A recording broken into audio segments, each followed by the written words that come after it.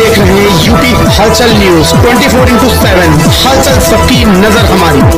राजनीति से काम तक, अपराध से अंजाम तक, खेत से खलिहान तक, खिलाड़ी से मैदान तक, सितारों से आसमान तक, अब हर खबर पर होगी हमारी नजर। राजधानी लखनऊ के विश्व सुरैया हॉल में सेवानिवृत्त डिप्लोमा इंजीनियर कल्याण संघ उत्तर प्रदेश द्वारा महाधिवेशन का आयोजन किया गया। कार्यक्रम में मुख्य अतिथि के तौर पर उप मुख्यमंत्री ब्रजेश पाठक शामिल हुए, जबकि विशिष्ट अतिथि के रूप में इंजीनियर अशोक कुमार द्विवेदी, रविंद्र कुमार, वी केल सिंह, केपी सिंह और बीपीएस सैनी मौजूद रहे। इस दौरान सैकड़ों सेवानिवृत्त इंजीनियर्स और पदाधिकारियों ने अपनी उपस्थिति दर्ज कराई। कार्यक्रम में आए प्रतिभागियों को सम्मानित भी किया गया और संगठन से जुड़े विभिन्न मुद्दों पर चर्चा हुई। संघ का आज अधिवेशन है, सबसे पहले अपना परिचय दीजिए और आज के अधिवेशन के बारे में जानकारी दीजिए। मैं KP Singh, finance secretary, all India federation of diploma engineer और वार्ड जिसका आज अधिवेशन है, मैं हरिद्वार से उसका सदस्य हूँ। क्या कहना चाहेंगे आज के अधिवेशन में? किस तरह से जो पहले पदाधिकारी थे, किस तरह से उनका कार्यकाल था और किस तरह की अपेक्षा रखते हैं आगे आने वाले जो नवनियुक्त पदाधिकारी होंगे? देखिए, इस अधिवेशन के माध्यम से हमारी नई कार्यकारिणी बनती है। पिछली कार्यकारिणी ने भी बहुत अच्छा कार्य किया। आगे भी हम ऐसे ही पदाधिकारी चुनेंगे जो सेवानिवृत्त डिप्लोमा इंजीनियर्स के कल्याण के लिए कार्य करते रहे, क्योंकि हमारा ये संगठन सेवानिवृत्त डिप्लोमा इंजीनियर कल्याण संघ। सर, किस किस तरह की समस्याएं हैं जो अभी जिसको फेस किया जा रहा है, जिनके लिए आवाज उठाई जा रही है?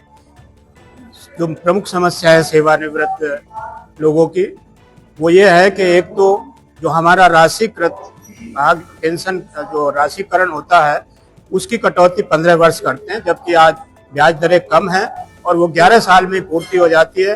लिहाजा हम लोगों की मुख्य मांग है कि उसकी कटौती 11 साल करके बंद कर देनी चाहिए।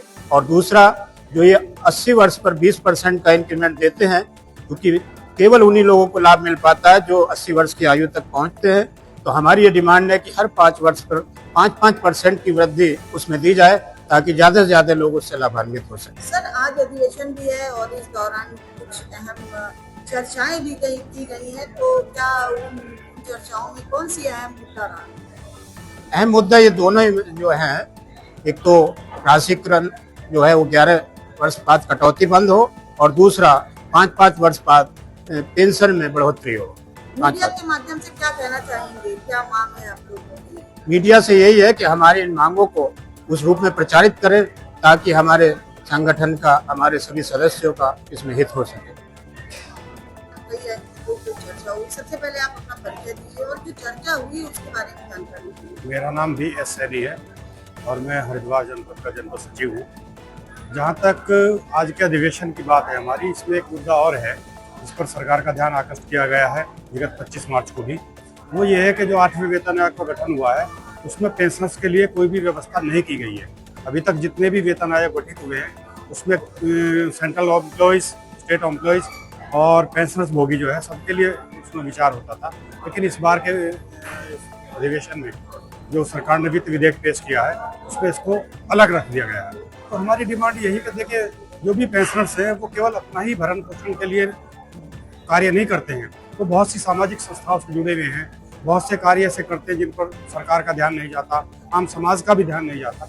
तो हमारा जो संगठन है वो बहुत से कार्य सामाजिक रूप से करता है और सामाजिक रूप के कार्य करने के लिए इंसान को धन की आवश्यकता होती है। जो अभी मेरे पदाधिकारी सिंह साहब ने कहा है, 80 वर्ष वाली भी बात यह है कि 80 वर्ष तक मुश्किल से 10 या 15% लोग पहुंच पाते हैं।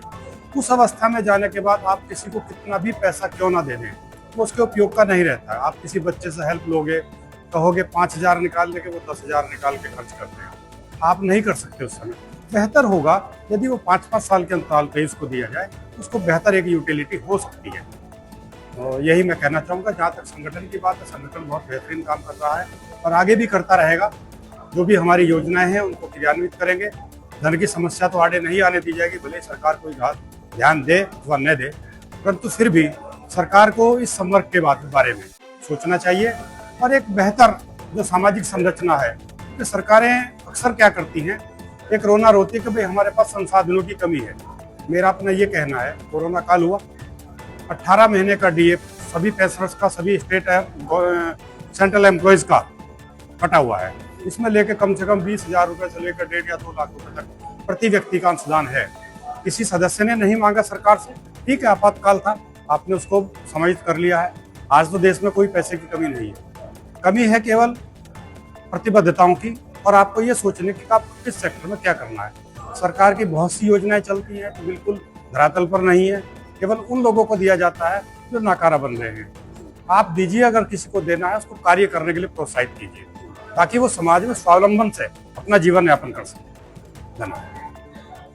हलचल न्यूज 24x7, हलचल सबकी नजर हमारी।